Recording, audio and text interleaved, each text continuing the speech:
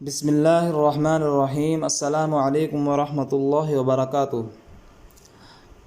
پیارے دوستو، آج میں آپ کے لیے آپ صلی اللہ علیہ وسلم کا بہت ہی پیارا فرمان لے کر آیا ہوں۔ آپ سب نے اس پر عمل کرنا ہے اور دوسروں کو بھی شیئر کرنا ہے تاکہ ہم سب کے لیے یہ نجات کا ذریعہ بن جائے۔ حضرت ابو قتادہ رضی اللہ تعالیٰ عنہ سے روایت ہے، عاشوراء کے روزے کے بارے میں پوچھا گیا تو آپ صلی اللہ علیہ وسلم نے فرمایا، یہ پچھلے 1 سال کے گناہوں کا کفارہ ہے۔ نبی کریم صلی اللہ علیہ وسلم نے محرم کے روزہ کی فضیلت کو بیان کرتے ہوئے فرمایا کہ رمضان کے بعد افضل ترین روزہ اللہ کے مہینے محرم کا ہے۔ حضرت عبداللہ بن عباس رضی اللہ تعالیٰ سے روایت ہے کہ رسول اللہ صلی اللہ علیہ وسلم نے عاشوراء کا روزہ رکھا اور لوگوں کو بھی اس کے رکھنے کا حکم دیا، تو لوگوں نے کہا، اے اللہ کے رسول، یہ وہ دن ہے جس کی یہود و نصارہ عزت کرتے ہیں۔ آپ صلی اللہ علیہ وسلم نے فرمایا، جب اگلا سال آئے گا، اگر اللہ نے چاہا تو ہم 9 تاریخ کا روزہ بھی رکھیں گے۔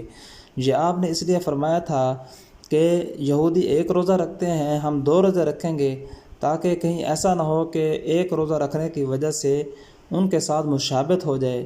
تو اس میں غور کرنے کی بات یہ ہے کہ آپ صلی اللہ علیہ وسلم نے عبادت کے اندر بھی یہود و نصارہ کی مشابہت اختیار کرنے کو پسند نہیں فرمایا۔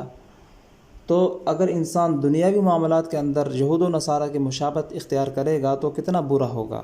اللہ تبارک و تعالی ہم سب کو یہود و نصارہ کی مشابہت سے بچنے کی توفیق عطا فرمائے۔